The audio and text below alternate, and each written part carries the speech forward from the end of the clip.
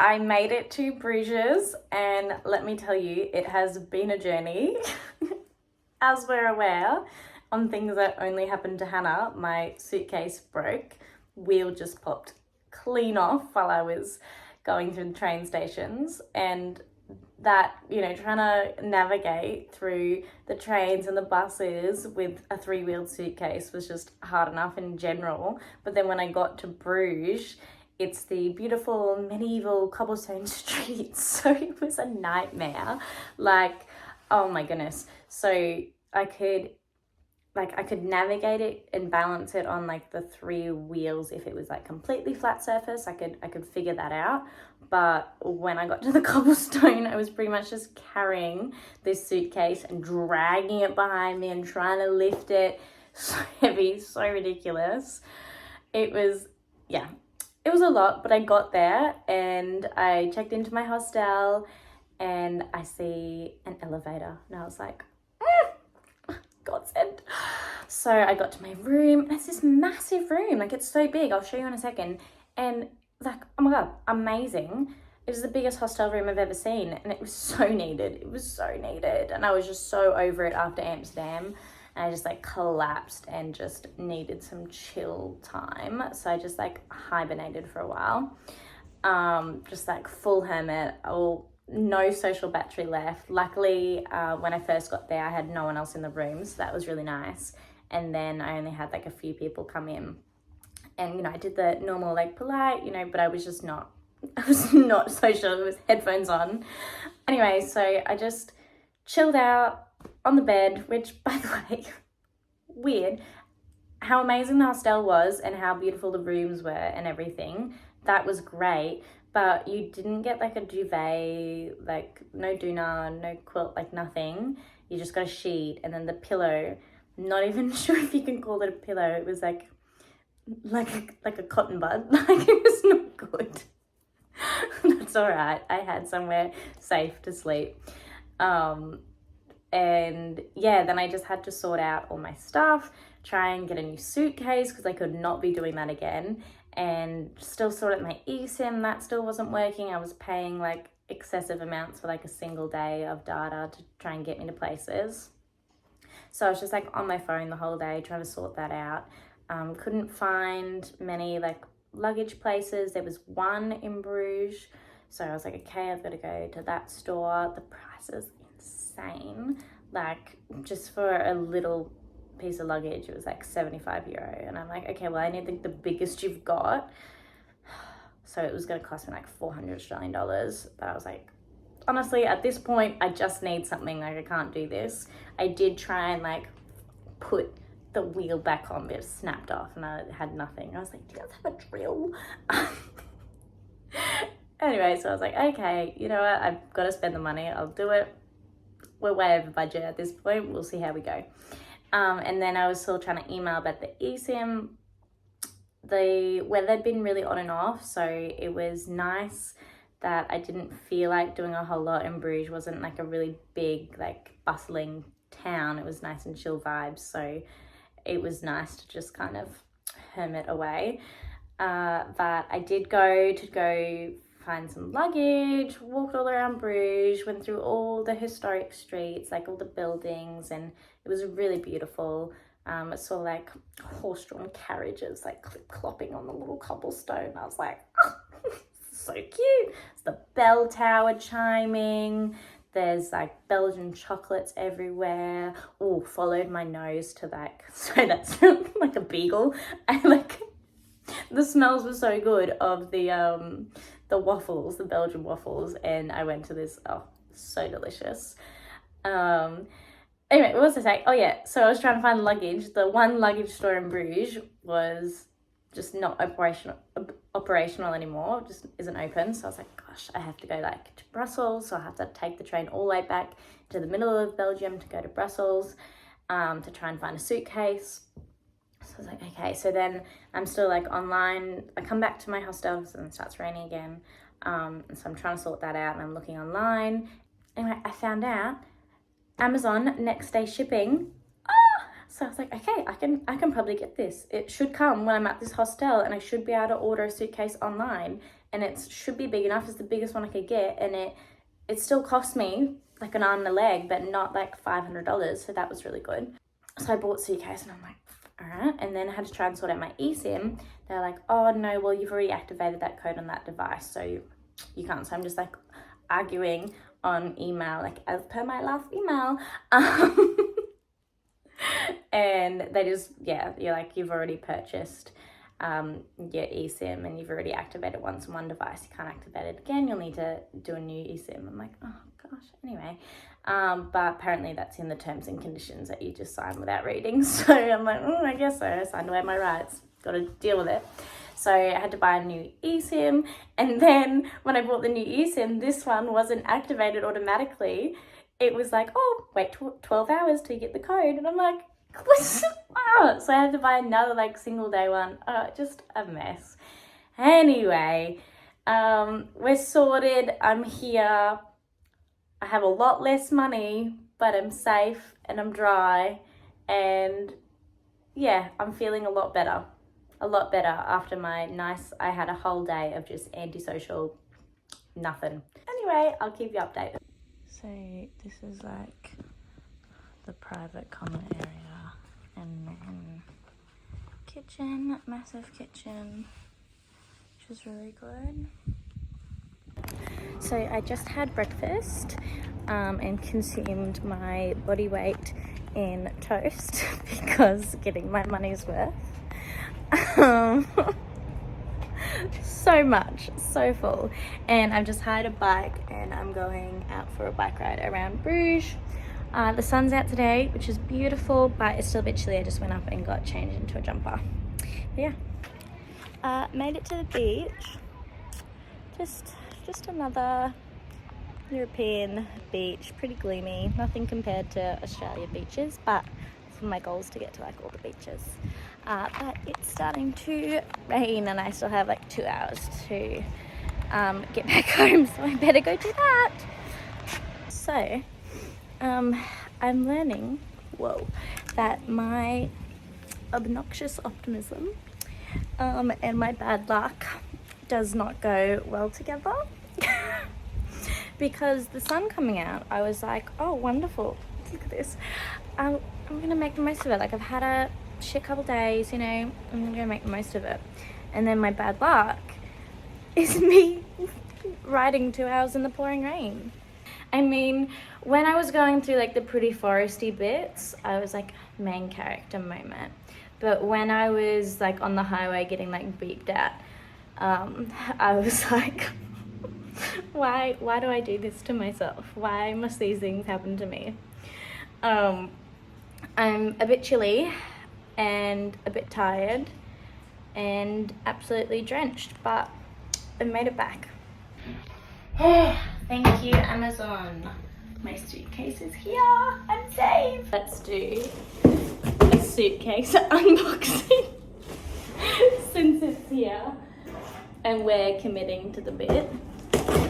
So grateful that this was able to happen because I could not find suitcases anywhere. It still cost me an arm and a leg, but oh, it's a box inside another box. It's like those prank Christmas gifts.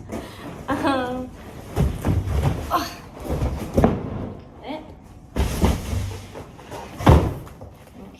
Oh, she's a bit smaller than my other suitcase.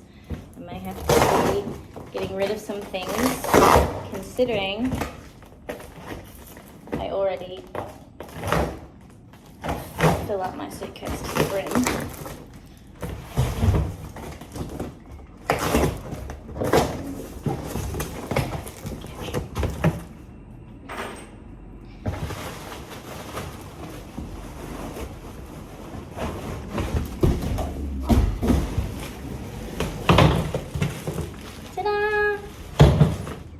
Case that has 4 working wheels. However, way smaller. I measured it and I thought I measured it right, but this was like the biggest I could really get. So we'll see how it goes. So I arrived in Lille in the north of France today. I spent the afternoon just walking around, doing a little bit of a walking tour, seeing all the beautiful architecture. Saw lots of cathedrals and museums and stuff. It was really beautiful. I'm on my way to dinner at the moment. It's 8 o'clock at night. And hopefully I'm going to be able to see the sunset. And yeah. So at my hostel in Lille, this is the kitchen and common area for the guests. It's got a little bit of like a terrace out there, normal kitchen, bit of like a chill common area. Not a whole lot, but pretty good chill vibes. A little loft up there. Catch me on that beanbag. Yeah. So this is the room in the hostel in Lille. Cute little window, stunning view. I'm still getting used to the fact that in Europe there's no fly screens, like, because there's no mosquitoes or anything to eat you. And then we've got these beds, which are different. I've got no lockers, so I've just been having to lock up the suitcase, the new suitcase. But it's got little curtains, so that's been nice to hide away. This one's got private bathroom. It's another one of those weird showers where they only last for like 30 seconds, and it's a bit, and there's also no like shower screen or curtains, so water goes everywhere, so it's a little bit weird. There's lots of heaters everywhere, so that's how long the whole shower lasts, so you do that a lot. But yeah, that's pretty much it. Little sockets and stuff, and yeah. Okay, so I am currently on the fast rail from Lille to Paris. It wouldn't be me if stuff didn't go wrong. So the only ticket I could get, because you have to book tickets in advance, was this morning. So I'll be in Paris long before I can check in, but that's okay. But I got here so early that I didn't even know which platform I was meant to be on, and it didn't say on my ticket, and it didn't say anywhere in the station. I was like, me being too early? What's going on? Doesn't go the other way. But I ended up in Lille, because it's not really like a touristy spot. No one really speaks English, so it's really hard to ask for help. But it's okay, you work it out. I ended up finding my platform and getting down to where the train was, and it says on my like ticket, it's like coach 6 seat 34, and then on all the signs it just has letters, not like which coach, and I'm like, okay. So then I see in one of their digital signs, it was in French, but like I translated it, it was like, you know, figure out like which coach is yours here. So and it said coach 6 was at letter P. So when the train got there, I went all the way down to P, got on that coach, put my luggage in, went and found my seats. So confusing. And then I was just really like, it didn't look right, and I was like, what's going on? And I was asking a few people, no one spoke any English, and I was trying to like, so I was like, coach 6, it's like 6 in French, and people were just looking at me real weird, like this fucking tourist. But anyway, I figured out that I was on the wrong coach, and I was like, well, what's the point? Like, why do I follow instructions when they're just not even right to start with? So then I get off, and I like drop my stuff in between the rail, and I had to like fish my bag out. It was just, and then I get off, and I'm trying to like ask people like which coach. I'm like, where's coach 6? Because I thought I was going in the right spot. According to the signs, I was in the right spot, and I'm like, coach 6, s'il vous plaît, like just trying to like be French, and terrible accent as well. And so then they point to one, and I went on one, found it, and then trying to find my seat, trying to read the numbers, all super confusing. And then someone's in the seat that's meant to be mine. I'm like, oh my god, I've done it again. The train's about to leave. I'm on the wrong spot. I'm like, far out. And I tried to ask her, she didn't. Speedy. Tried to ask her, and she didn't speak any English either. And I was like, oh my god. Anyway, turns out she was on the wrong seat, so it wasn't actually my fault, and I made it just in time.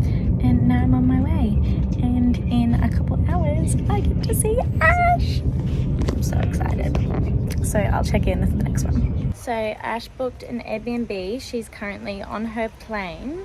My train ticket that I got here, and I arrived after all the trains and subways and stuff at about 31, and then I just had to wait around because check-in's not till 3.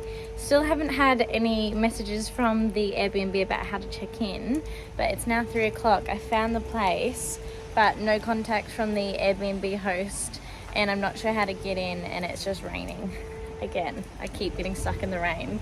Is this not summer? Send help. So I still had no reply from the host, so no check-in information. Thank goodness I've got Ash's Airbnb login. I don't know what I would do if I didn't have anything. So I contacted Airbnb support. So I've been on hold with them for a little bit. They can't get in contact with the host either. So they've said this could take a while, just go find a coffee shop and sit down out of the rain. So I'm on my way to go do that, but the nearest coffee shop's still a 10-minute walk in the rain. And I just love how this stuff happens to me, because what's the bet if this was Ash? The check-in information would be there, she'd go straight in, but because it's me, they're like, no, you can go walk in the rain, we're not letting you in. Anyway, bit of fun. So they told me that it was going to be another at least half an hour because I couldn't get in contact. So they're like, go to a coffee shop. I'm like, okay, let's go to a coffee shop. I'll get out of the rain.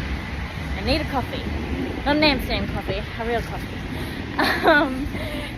So I'm almost there in my 10-minute walk, and I get a message from the host being like, oh, here's your check-in information. I'm like, I knew I should have stayed put. Oh, but at least it's not bucketing raining anymore. Anyway, the adventures of Hannah continue.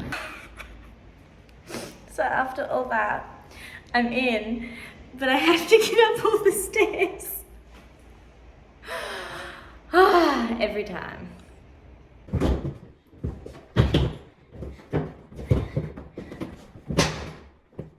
My suitcase.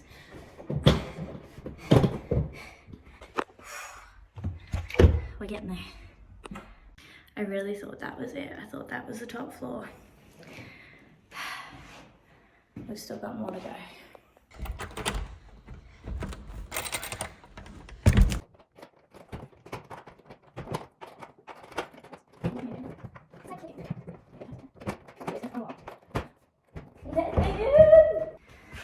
I have made it.